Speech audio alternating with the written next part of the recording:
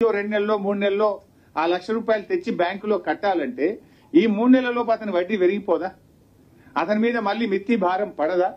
నువ్వు ఇచ్చే 2 లక్షలు ఇచ్చేస్తే అట్లీస్ట్ అతని వడ్డీ భారం అన్న తగ్గిపోయేటువంటి అవకాశం ఉంటుంది. అంటే ఒక రకంగా ఇది ప్రభుత్వం రైతు రుణమాఫీని ఆలస్యం చేసేటువంటి ప్రయత్నం, రైతులను తిరిగి అప్పుల పాలు చేసే ప్రయత్నం.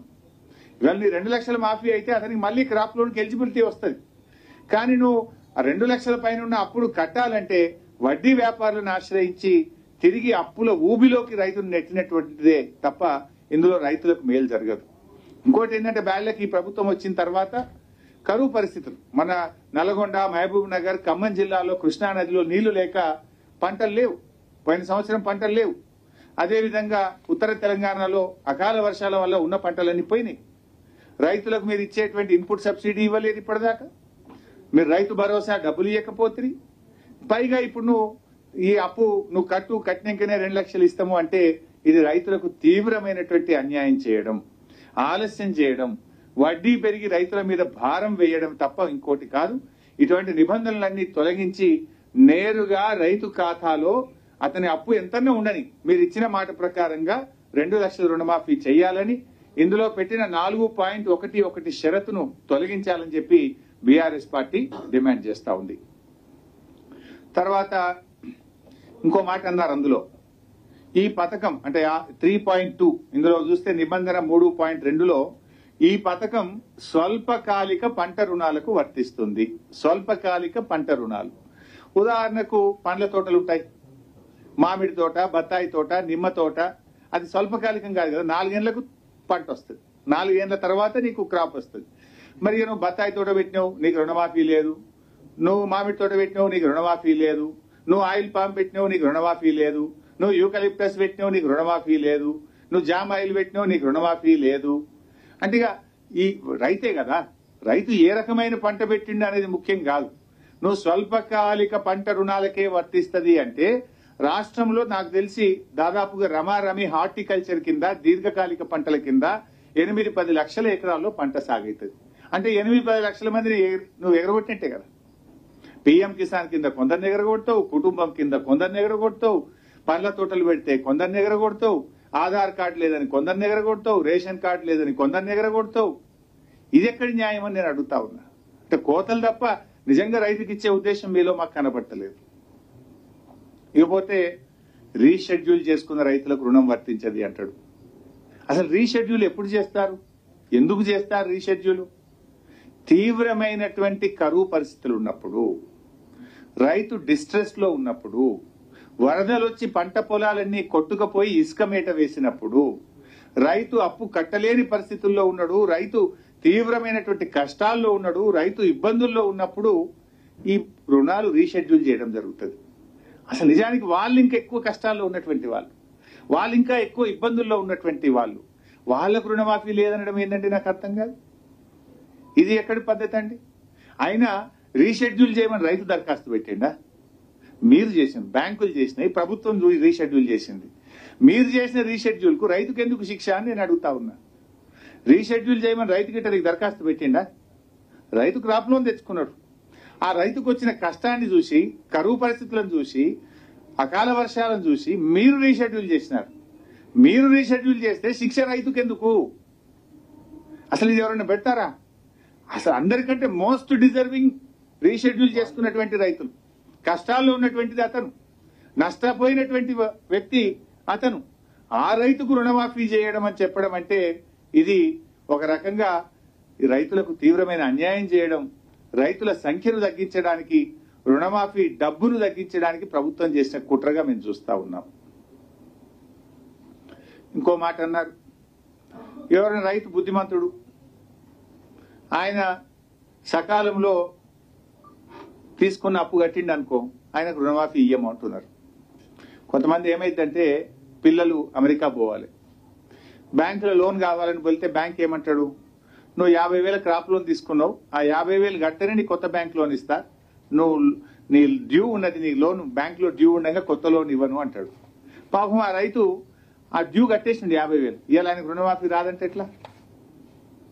ఇల్లు కట్టుకోవాల్సి ఉంటుంది, లేదా ఒక ఆసుపత్రి ఏదైనా అత్యవసరం పడి దవాఖానకు ట్రీట్మెంట్ కోసం డబ్బులు అవసరం ఉంటాయి, బ్యాంకులో ఆయన అప్పు తీసుకోవాలంటే పాత అప్పు క్రాప్ లోన్ తక్కువ ఉంటుంది, 40,000 50,000 కట్టేసి 1,00,000 కట్టేసి ఆయన కొత్తగా అప్పు తెచ్చుకుంటే నువ్వు ఆల్రెడీ క్రాప్ లోన్ కట్టేసినావు కదా, నీకు రుణమాఫీ వర్తించదంటే ఎట్లా?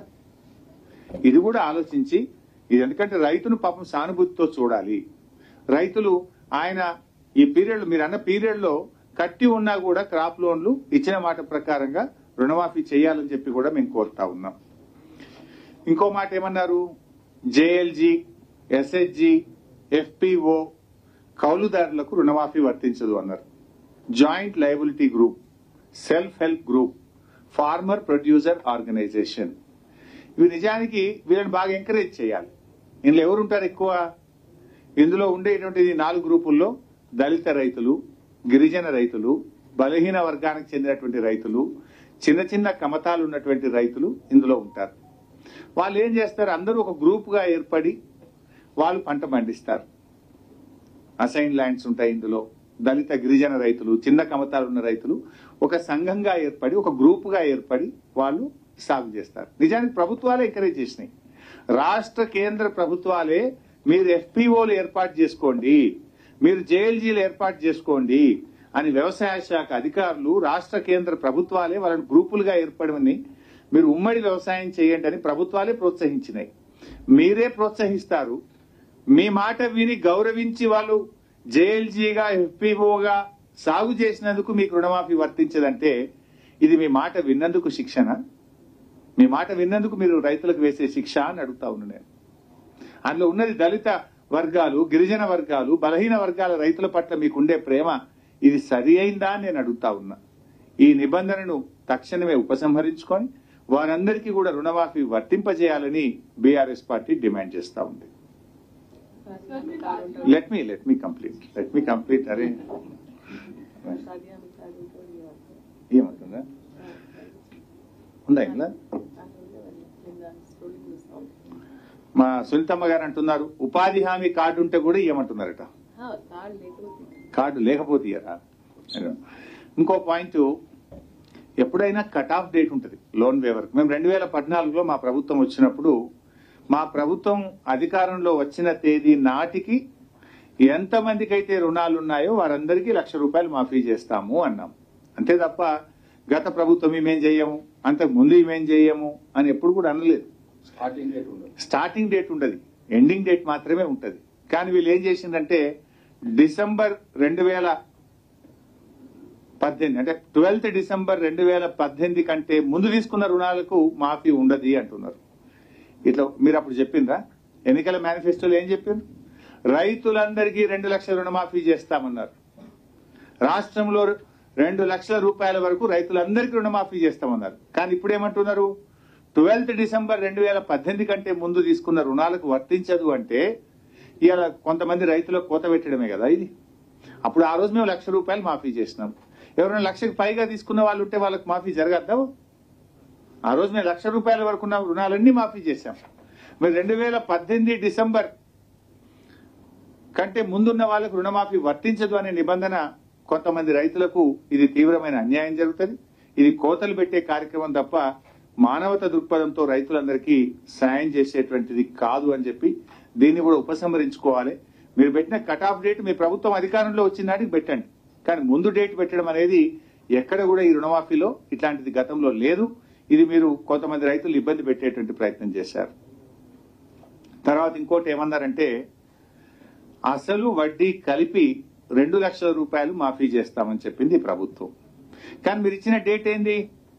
డిసెంబర్ 9, 2023 నాడు మొదటి సంతకం పెట్టి రుణమాఫీ చేస్తామన్నారు. ఇప్పుడు మనం ఉన్నది జూలై నెలలో ఉన్నాం. మీ మొత్తం మాఫీ ఎవరికి ఎప్పుడు వస్తుందో తెలియదు.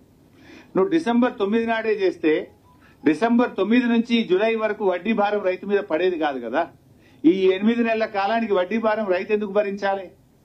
మీరు ఇచ్చిన మాట తప్పుతున్నారు కదా. అందువల్ల మేము ప్రభుత్వంతో కోరేది డిసెంబర్ 9, 2023 ప్రామాణికంగా తీసుకొని మీరు ఏ మేనిఫెస్టోలో అయితే పెట్టారో, ఏ బాండ్ పేపర్ మీద అయితే మీరు రాసిచ్చారో దానికి మీరు కట్టుబడి ఈ రుణమాఫీ చేయాలి. ఆ డిసెంబర్ 9, 2023 తర్వాత ఉన్న వడ్డీ కూడా రాష్ట్ర ప్రభుత్వమే భరించాలని చెప్పి బీఆర్ఎస్ పార్టీ డిమాండ్ చేస్తుంది. డిసెంబర్ 9, 2023 నాటికి అసలు వడ్డీ కలిపి 2 లక్షలు. ఆ డిసెంబర్ 9 నుంచి ఏ రోజు వరకు అయితే రుణమాఫీ ఆలస్యం అవుతుందో ఆ రోజు వరకు అయ్యే వడ్డీ కూడా రాష్ట్ర ప్రభుత్వమే భరించాలి. అది మీరు రైతులకు ఇచ్చిన మాట, అది మీరు ప్రభుత్వంగా ఎన్నికల ముందు ప్రజలకు ఇచ్చిన మాట. దాన్ని నిలుపుకోవాలి, మాట మీద నిలబడాలని చెప్పి బీఆర్ఎస్ పార్టీ డిమాండ్ చేస్తుంది. ఇకపోతే రైతుల పట్ల ఇందులో 4.13 ఇలా కొంత బాధ కలిగేది ఏంటంటే రైతులను అవమానపరిచే విధంగా పెట్టారు. రైతు యొక్క బాధ్యతలు అని చెప్పి ఇందులో ఒక పాయింట్ రాశారు. ఏమంటారు, మీరు ఒకవేళ తప్పుడు సమాచారం ఇచ్చినట్టయితే రికవరీ చేయడానికి చట్ట ప్రకారంగా వ్యవసాయ సంచాలకులకు అధికారం ఉంది. అంటే రైతుల్ని బెదిరించే ప్రయత్నం చేస్తున్నారు. రైతులు ఎప్పుడు తప్పు చెప్పరు. రైతులు తప్పు చెప్తారా? రైతుకు అందరికంటే ఆత్మగౌరవ విలువలు ఎక్కువ. భూమిని నమ్ముకుంటాడు తప్ప ఆ రైతు ఎప్పుడు కూడా ఆత్మగౌరవాన్ని తాకట్టు పెట్టుకోడు. రైతుకు మీరు ఇచ్చేదేదో గౌరవంగా ఇవ్వాలి, కానీ రైతును భయపెట్టొద్దు, రైతును అవమానపరచొద్దు.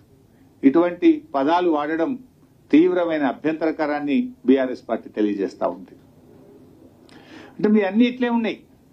ఇలా ముఖ్యమంత్రి గారి గతంలో ఒకసారి మాట్లాడుతూ ఏమన్నారంటే రేషన్ కార్డు మేము ప్రామాణికంగా తీసుకోవడం లేదు అన్నారు. ఇది ఎన్ని రోజులు, 5 రోజుల క్రితమే ముఖ్యమంత్రి గారి మాట. అది కూడా ఒకసారి మీరు చూడండి, ఎట్లా మాట తప్పుతారో కూడా తెలుస్తుంది.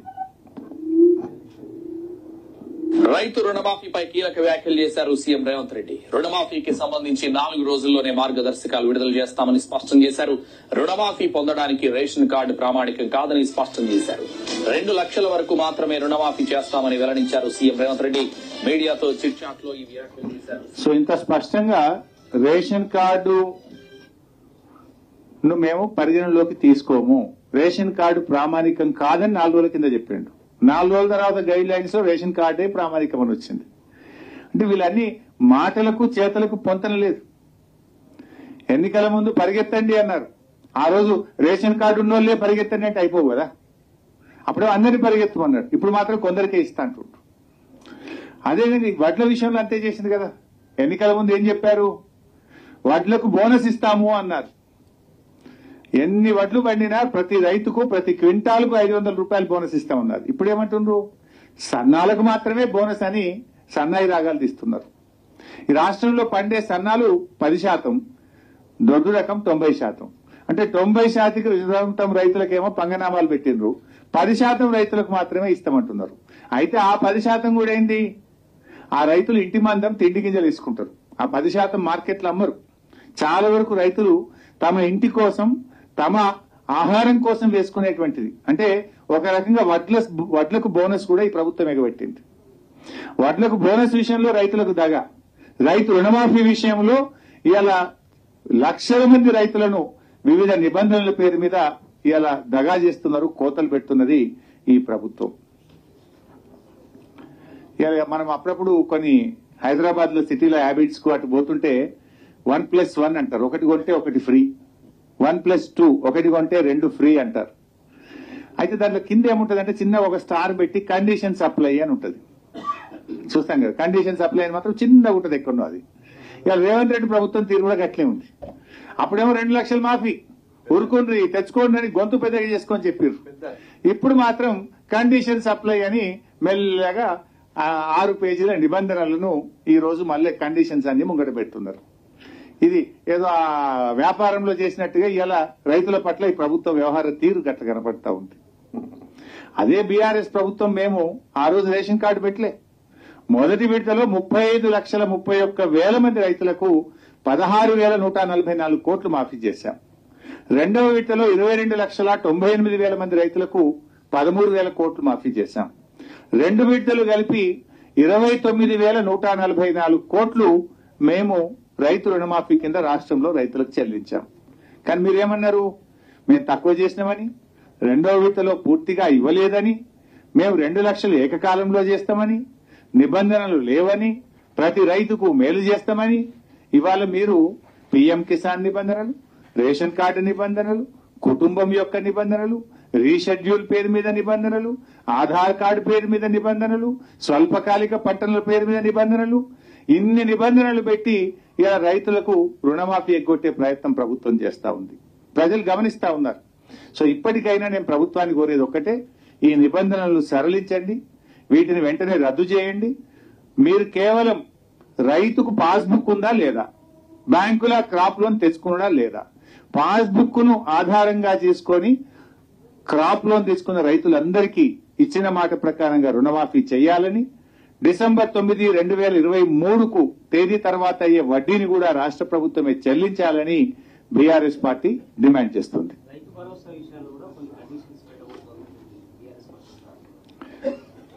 ఆ కండిషన్స్ వచ్చిన తర్వాత తప్పకుండా దాని మీద కూడా మాట్లాడతాం. వాళ్ళు ఇప్పుడు రైతు భరోసా ఏం చేస్తారు ఏంది, ఇంకా ఇప్పటికేదో మీటింగ్లు పెడుతున్నామని చెప్పారు. వాటి వచ్చిన తర్వాత అసెంబ్లీలో కూడా దాని మీద చర్చ పెడతామన్నారు. తప్పకుండా బీఆర్ఎస్ పార్టీ మా అభిప్రాయాలను మమ్మల్ని అడిగినప్పుడు తెలియజేస్తాం. 100% అమ్మా. నేను చెప్పింది ఏంటి, ఆ రోజు మీరు దయచేసి మీ జర్నలిస్టులు కూడా గమనించాలి. సంగారెడ్డిలో నేను ప్రెస్ మీట్ పెట్టినా, I will send you the video byte also. నేను కేటగారికల్ గా చెప్పాను, స్పష్టంగా చెప్పాను, రాష్ట్ర ప్రభుత్వం బాండ్ పేపర్ మీద రాసిచ్చిన 6 గ్యారంటీలు, 13 హామీలు, 100 రోజుల్లో చేస్తామని చెప్పిన 13 హామీలను రుణమాఫీని 15 ఆగస్టులోగా చేస్తే నేను రాజీనామా చేస్తానని చెప్పాను. ఈ రోజు కూడా దానికి కట్టుబడి ఉంటాను. నేను ఆ రోజు ఇంకా స్పష్టంగా చెప్పాను, అవ్వా తాతలకు 4000 పెన్షన్ వస్తే నాకు ఆనందం తప్ప నేను ఒక్కరిని ఎమ్మెల్యే పదవిలో ఉండడం నాకు ఆనందం కాదు. అక్కా చెల్లెళ్లకు మరి 2500 రూపాయలు వస్తే నాకు ఆనందం, వాళ్ళ పెదవుల మీద ఉండే చిరునవ్వులో నాకు సంతోషం ఉంటుంది తప్ప నాకు ఎమ్మెల్యే పదవి అంత ముఖ్యం కాదు. ఇవాళ ప్రతి పేదవాడికి ఇల్లు ఇస్తామన్నారు 5 లక్షల రూపాయలతోని. పేదలందరికీ ఇల్లు వస్తే నేను ఆనందపడతా తప్ప నేనేదో కొత్తగా ఎమ్మెల్యే పదవి చేస్తలేను, నాకే మంత్రి పదవి ఎమ్మెల్యే పదవి నేను కొత్తగా జీవితంలో అనుభవిస్తలేను. నా పదవి కంటే తెలంగాణ ప్రజల అక్కా చెల్లెళ్ళ అవ్వాతాతల కళ్ళల్లో వాళ్ళ పెదవుల మీద సంతోషమే నాకు ఆనందం. వాళ్ళందరికీ నువ్వు ఇస్తే, కనీసం నా ఛాలెంజ్ తీసుకొని అయినా ఇస్తే నేను రాజీనామా చేస్తా, మళ్ళీ నిలబడాలని కూడా చెప్పిన. ఇప్పుడు కూడా చెప్తున్నా మీ ద్వారా, రుణమాఫీ 15 ఆగస్టులోగా పూర్తి చేయడంతో పాటు 100 రోజుల్లో అమలు చేస్తామన్న బాండ్ పేపర్ మీద రాసిచ్చిన 13 హామీలు అమలు చేయండి. I'm ready for my resignation. అన్న వాళ్ళు చెప్పిండ్రే, నువ్వు చెప్పరా అదే 4000 పింఛన్ వచ్చినా, అదే 4000 పింఛన్ కాదు రగన్న. మే నెల 2000 పెన్షన్ ఇచ్చే 2000 మే రాలే, జూన్ 2000 రాలే. 2 నెలల నుంచి అవ్వాతాతలకు పింఛన్ రాక పరిశాన్ అవుతున్నారు. ఇచ్చే ఏమన్నా చూడండి, ఉన్న కొండనాలుగకు మంది వేస్తే ఉన్న నాలుక పోయిందట.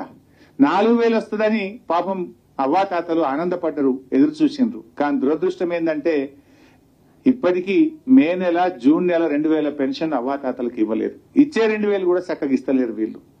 అడుగుతున్న రగన్న 5 అమలు చేసింది అన్నారు కదా. నేను దయచేసి జర్నలిస్ట్ మిత్రులకు, జర్నలిస్టుల ద్వారా ప్రజలకు కూడా చెప్పదలుచుకున్నా. వాళ్ళు ఇచ్చిన మొదటి హామీ ఏందే? మొదటి హామీ 7500 రూపాయలు రైతు భరోసా ఇస్తామన్నారు. వచ్చింది ఎవరికన్నా? రాలే. రెండవ హామీ ఏమన్నారే? అవ్వాతాతలకు 4000 పింఛన్. వచ్చినాదే? రాలే. మూడవ హామీ ఏంటిదే? మహిళలందరికీ 2500 రూపాయలు ఇస్తామన్నారు. వచ్చినాదే? రాలే. నాలుగో హామీ ఏందే? పేదలందరికీ డబుల్ బెడ్రూమ్ ఇల్లు. వచ్చినాదే? రాలే. ఐదోది ఏమన్నారే? విద్యార్థులకు విద్యార్థి భరోసా కార్డు ఇస్తాము, 5 లక్షలు ఇస్తామన్నారు. వచ్చినాదే? రాలే. ఏమొచ్చినాయి? 5 హామీలు, 5 అమలే కాలే. అంటే అధికారంలో ఉన్నామని, పదవిలో ఉన్నామని గొంతు పెద్దగా చేసుకొని మాట్లాడినంత మాత్రాన వచ్చిందా రాలేదా ప్రజలకు తెలియదా? ఈ రాష్ట్రంలో అక్కచెల్లెలకు 2500 వచ్చిందా లేదా అక్కచెల్లెలకు తెలియదా? అవ్వాతాతలకు 4000 వచ్చినాయా లేదా తెలియదా? ఇలా నువ్వు ఇచ్చిన గ్యాస్ కరెంటు కూడా సగం సగమే కాదే. ఈ రాష్ట్రంలో 90 లక్షల మంది తెల్ల రేషన్ కార్డుదారులు ఉన్నారు. నువ్వు ఎంతమందికి ఉచిత గ్యాస్ ఇచ్చినవే? నువ్వు గ్యాస్ ఎందరికీ? సగం మంది కూడా రాలేదు ఇవాళకి. అంటే ఇవాళ మీరు ప్రజలను తప్పుదో పట్టే ప్రయత్నం చేస్తున్నారు. నేను ఇంకా చాలా అంశాలు మాట్లాడాలనుకున్నా కానీ ఇది కొన్ని లక్షల మంది రైతులకు సంబంధించింది కనుక నేను ఇతర అంశాల్లోకి పోవడం లేదు. దయచేసి జర్నలిస్టులను కూడా నేను కోరేది, ఎంతో ఆశతో ఈ ప్రభుత్వానికి రైతులు ఓట్లేసినారు. ఇవాళ వాళ్ళ ఆశలను వమ్ము చేస్తున్నది ఈ ప్రభుత్వం. ఇప్పటికే మీరు చూస్తున్నారు, రోజు పొద్దున్నే పేపర్ చూడాలంటే బాధ అవుతుంది. రైతు ఆత్మహత్య లేని రోజు లేదు. మీరు ఏ పేపర్ అని చదవండి, ఏదో ఒక చోట, ఏదో ఒక పేజీలో ఇవాళ 2 రైతుల ఆత్మహత్య, ఇవాళ ఒక రైతు ఆత్మహత్య, ఇవాళ 3 రైతుల ఆత్మహత్య, ప్రతిరోజు రైతు ఆత్మహత్యలు పత్రికల్లో కనపడతా ఉన్నాయి. దాదాపు 400 పైచిలకు రైతులు ఆత్మహత్య చేసుకున్నారు. గతంలో ఇదే విషయం మాట్లాడితే రేవంత్ రెడ్డి గారు ఆ వివరాలు పంపండి, నేను ఏదో 24 గంటల్లో వాళ్ళందరికీ నేను డబ్బులు ఇస్తా అన్నాడు. పంపించిన 24 గంటలు కాదు, గంట సేపట్లో పంపించినాం. ఇప్పటి వరకు స్టడీస్ అప్పులు లేదు. అయినా ఆగలేదు. ప్రభుత్వం రైతులకు భరోసాని ఇవ్వాలి, ధైర్యాన్ని ఇవ్వాలి, రైతు ఆత్మహత్యలను ఆపే ప్రయత్నం చేయాలి. ఇటువంటి సమయంలో ఒకవైపు రైతులు ఆత్మహత్య చేసుకుంటున్నారు, కరువు కాటకాలు ఉన్నాయి, వర్షాలు సరిగా పట్టలేవు, రైతులు ఇబ్బందుల్లో ఉన్నారు. ఇప్పుడు ప్రభుత్వం ఉదారంగా ముందుకొచ్చి షరతులు లేకుండా అందరికీ రుణమాఫీ చేసి రైతులకు కొండంత అండగా ఉండాలని చెప్పి ప్రభుత్వాన్ని మేము కోరుతా ఉన్నాం. ఒకవేళ ప్రభుత్వం ఈ షరతులను విరమించుకోకపోతే, ప్రభుత్వం రైతులందరికీ రుణమాఫీ చేయకపోతే రైతుల పక్షాన బీఆర్ఎస్ పార్టీ పెద్ద ఎత్తున పోరాటానికి దిగుతుంది. రేపు శాసనసభలో కూడా ప్రభుత్వాన్ని గట్టిగా నిలదీస్తాం, ప్రజా పోరాటాలకు కూడా శ్రీకారం చుడతాం. Thank you. I can comment అమ్మా. నా బాధ ఏంటంటే అది హెడ్డింగ్ అవుతుంది, ఇది పోతుందేమో. ఇది పాపం సంఘంగా లేనటువంటి వాళ్ళు, నోరు లేనటువంటి వాళ్ళు, పేదలైన రైతుల గురించి మాట్లాడినమ్మా. పొలిటికల్ కామెంట్స్ హైలైట్ అవుతాయి, రైతుల కామెంట్లు కింద మీద అవుతాయి. నేను మళ్ళీ 2 రోజులు ప్రెస్ మీట్ పెట్టా, దాని మీద చెప్తాను. Thank you.